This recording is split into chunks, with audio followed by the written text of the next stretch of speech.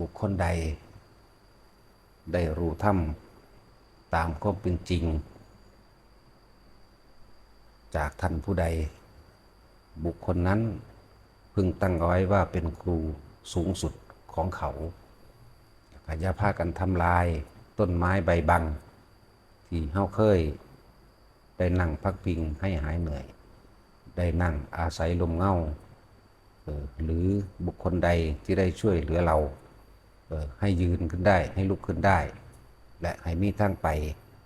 จึงบอกว่าอย่าทำลายมือที่ชุ่มเขาให้ความอบอุ่นเขาให้ความอนุเคราะห์แก่ตนแล้วเมื่อตัวเองอาจจะตั้งตัวได้ยืนได้ไปได้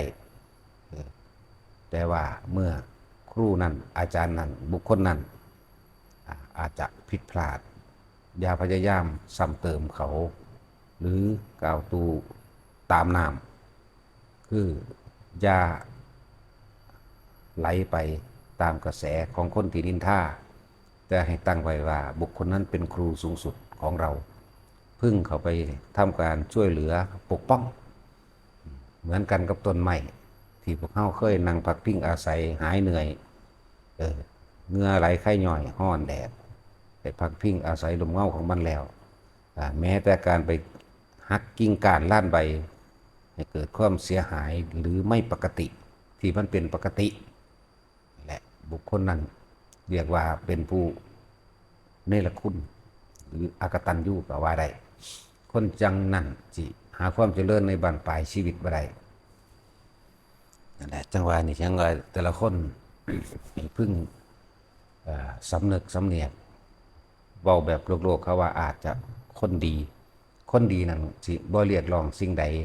ในการช่วยเหลือบุคคลผู้อื่นในการให้ความช่วยเหลือให้ข้าวให้น้ำให้ที่อยู่อาศัยให้ความรักษาความเจ็บไข้ได้ป่วยหรือดูแลนั่นแหละเพียงแต่อย่าไปเว้าพื้นนินทากล่าวตู่ใส่ร้ายหรือเป็นตัวเองเป็นตัวตั้งต้นหรือบ่แม่นตัวตั้งต้นกะอย่าไปตามนามเขาเพราะตัวเองได้เป็นผู้มีวิชาความรู้หรือยืนลุกขึ้นได้สร้างตัวเองได้จากบุคคลผู้นั้นแหละว่าให้พวกเข้านั้นเรียกว่าให้สำนึกในบุญคุณแต่ละสถานที่หรือครูบาอาจารย์ที่เคยผ่านมาสิเพื่อนกันล้วนแล้วแต่เป็นผู้มีคุณทั้งนั้นแหละยิ่งผู้เพิ่นที่ให้ทำตามความเป็นจริงให้รู้โลกนี้เป็นอนิจจังทุกขังอนัตตาให้รู้ว่าความเกิดความแก่ความเจ็บความตายเป็นทุกข์ให้รู้ว่าสาเหตุแห่งความเกิดความแก่สาเหตุแห่งความทุกข์ทั้งหลายคือความอยากให้รู้ว่านี่คือหนทางดับทุกข์นี่คือทุกข์ดับไปเรียกว่าให้ธรรมทานแก่บุคคลผู้นั้นชื่อว่าให้อมตะให้อมตะให้ความบ่เกิดบ่ตายอีกแต่ตัวเขาเองอาจจะถึงหรือไม่ถึงนะครับพึ่งสำนึกสำเนียกเอาไว้หลายๆก็ที่เขาได้ยินได้ฟังมาบางคนที่เขามาขออยู่นำไปอยู่วัดนั่นอาจารย์นั่นเป็นยังไงไปใส่ลายเก้าตูไปนินทาเพิ่นบุคคลเช่นนี้ถ้าเขาได้รู้แล้วบ่ให้รับเพราะมันหนีจากเขามันก็ว่าเขาบ่ดีอาจจะเสียหลายๆอย่างในความเข้าใจผิดในความบ่เห็นตรงในความบ่เป็นจริงก็มีที่เฮาพบผ่านมานี่หลายอยู่เด้นั่นแหละจึงบอกว่าถึงแม้ว่าเฮาสิมีความห่วงใยในตัวเขาแต่เราไม่ได้ไว้ใจเข้าใจว่าล่ะเฮาห่วงใยในการกระทำคำพูดของเขาในจิตใจของเขาอยู่แต่ว่าความไว้ใจของเฮาบ่มีนั่นแหละจึงว่าหลายๆอย่างมาเบิ่งเด้อคือคนที่เคยเข้ามาอยู่แล้วแต่ว่าโกหกหลอกลวงเฮาว่าบ่เคยมาอาจจะเข้าใจว่าเฮาจำบ่ได้หรือบางคนก็มาโดยเจ้าเล่ห์ม่านยามาขออยู่นำอาศัยว่าสิแสดงความไว้ใจให้เพิ่นไว้ใจบ่มีกุฏิอยู่เด้ความจริงคือเฮาบ่อยากเอาบ่เป็นหยังขอให้ผู้ข้าได้อยู่ใกล้ ปรากฏอยู่เอาก็ได้นั่นก็คล้ายว่าที่ทดสอบว่าให้เฮาเบิ่งโอ้คนนี้เป็นคนมีความเพียรคนอดทนตัวความศรัทธาตัวนี้แต่ว่ามาอยู่ได้2 มื้อ3 มื้อผู้ข้าป่วยเด้ลูกมีเรื่องเด้อยากกลับไปหาลูกมั่งเด้จังสิหรือว่ามีนั่นมีนี่แล้วก็ขอเงินที่จริงเฮาฮู้อยู่ได้ว่าเขาเคยอยู่เขาเคยมาแล้วก็สร้างพฤติกรรมแบบนี้มา2 ครั้งแล้วนะนั่นแหละป่วยเอาแล้วก็ไปเยี่ยมแม่ป่วยพอป่วยมั่งเอาพ่อแม่มาขายนี่แหละเข้าใจว่าล่ะหรือว่าญาติผู้นั้นผู้นี้ที่มีพระคุณตายายมาขายเพื่อสิหลอกลวงขอเงินแต่ว่าในนี่ก็มีแล้วก็บุคคลเฮ็ดนี่เช่นนี้สิเที่ยวตะเวนไปเรื่อยๆเด้ไปอยู่สำนักนั้นได้4 มื้อ5 มื้อแล้วก็เว้าลักษณะนี้แหละว่าพ่อป่วยแม่ป่วยหรือลูกบ่สบายจังซี่ต้องการไปเยี่ยมแล้วก็ขอเงินนั่นแหละความหมายก็คือขอเงินอยากได้เงินแนวนี้เฮาก็เห็นมาหลายเด้อถึงกระนั้นขนาดเฮารู้เฮาก็ยังเป็นห่วงเป็นใยในการกระทำคำพูดในวาลาจิตของเขาเป็นห่วงเป็นใยว่าเขาสร้างกรรมอันเป็นอกุศลกรรมเสียให้เขาตกต่ำและลำบากไปในภายภาคหน้าเพราะความไม่ซื่อสัตย์ต่อผู้อื่นด้วยแล้วเพราะทุกอย่างการกระทำคำพูดทั้งเบิดก็ไหลลงสู่ตัวเองนี่แหละถึงเราจะห่วงใยแต่ความไว้ใจไม่มีคือไวโรดห่วงใยก็เลยหลับไว้แต่ความไว้ใจไม่มีฉะนั้นมันบ่สนิทใจเหมือนเดิมมีอยู่นะมาอยู่ได้4 มื้อขอกลับบ้านไปเบิ่งนั่นนี่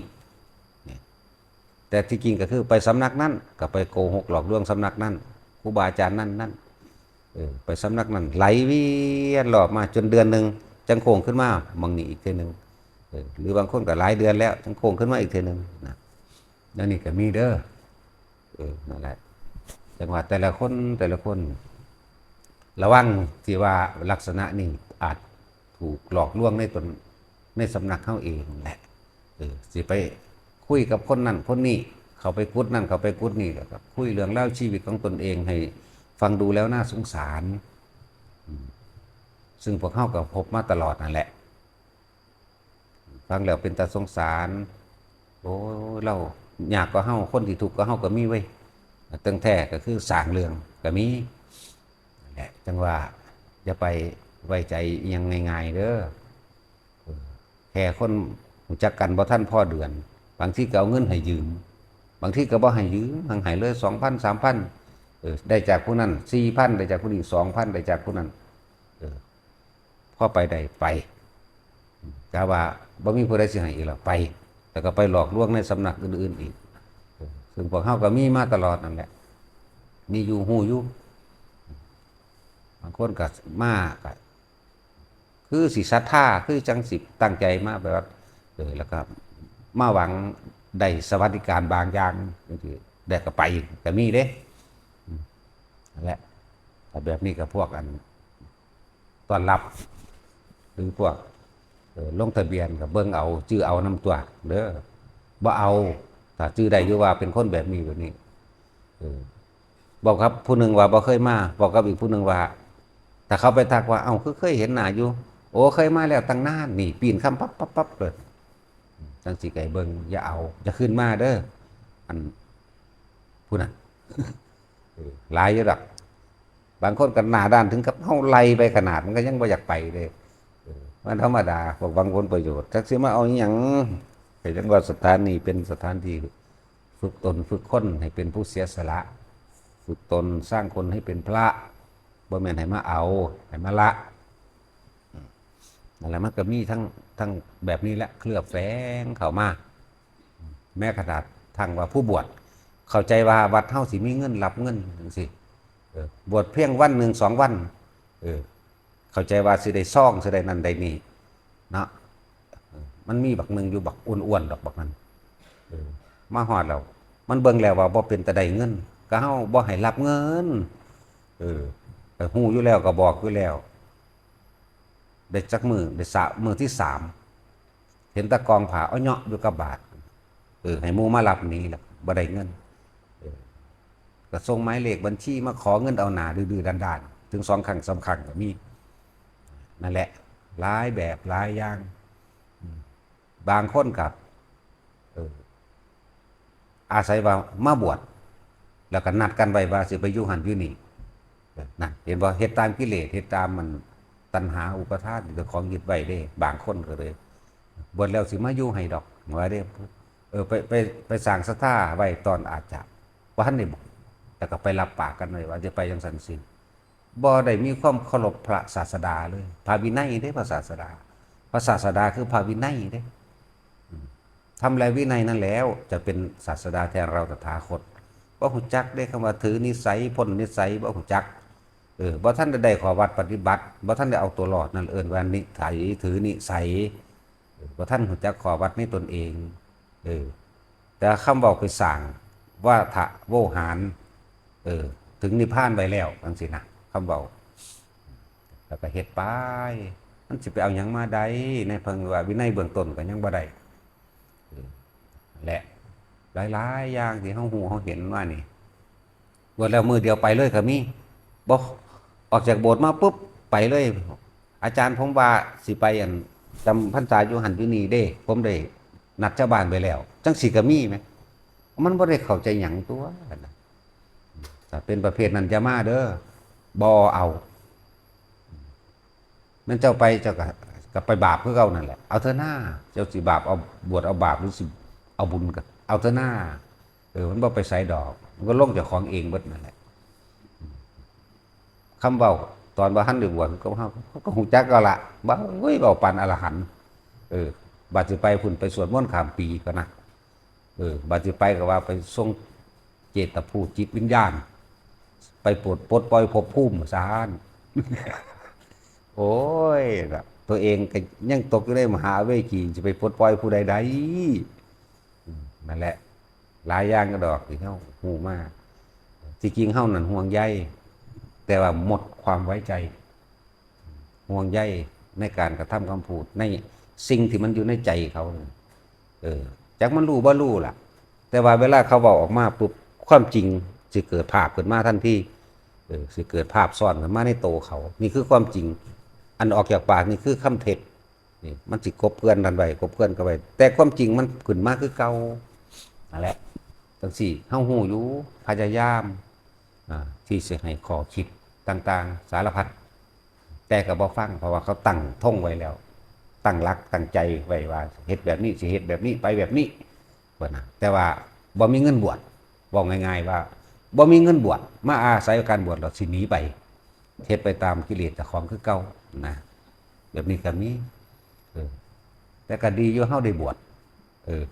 ส่วนคนที่เป็นเจ้าภาพบวชหรือแต่ละคนก็ได้อานิสงส์ตามนั้นแต่ผู้บวชมันสิรักษาอานิสงส์60กับมันได้บ่นั่นแหละมันก็ว่านี่เพิ่นให้ทุนไปแล้วจะไปสร้างกำไรเอาเองแต่ว่าเสือกได้ทุนแล้วกลับมาทุนหายกำไรหดสุดท้ายลงไปเลยก็มีเด้บ่ธรรมดาเด้หลายอย่างอยู่หลายอันหลายอย่างความเป็นจริงแล้วคือเฮาห่วงใยแต่ละคนที่ไปโดยว่าท่านได้พ้นนิสัยหรือบ่ได้ขอวัดปฏิบัติที่เป็นเครื่องรักษาตนแต่ว่าความไว้ใจมันเบิดบ่มีห่วงใยแต่หมดความไว้ใจแล้วจะแก้ตัวได้กลับขึ้นได้ก็ให้มันได้จะคิดได้มาสายไปแล้วจะจังไดมันกับภาวนาบ่ไปดอกมีแต่ตัณหามีแต่อุปทานมีแต่ความฟุ้งซ่านมีแต่จินตนาการมีแต่สร้างวาทะอันเป็นน่าเชื่อถือแหวกแนวเฮ็ดให้ถึงเฮ็ดให้คนสนใจเจ้าของนั่นมันที่ไปจังซั่นเด้สร้างศรัทธาโดยลักษณะสร้างคำเว้านั่นแหละแต่ความจริงภายในมันรู้อยู่ในนี่แหละเวลาเว้าออกมาแต่ว่าเป็นจริงความจริงคือปรากฏโลดความจริงสิเลื่อมอยู่ในหันแหละเป็นภาพซ้อนคำเว้าสิปิดบังความจริงมันคือพยายามหลบตัวนั้น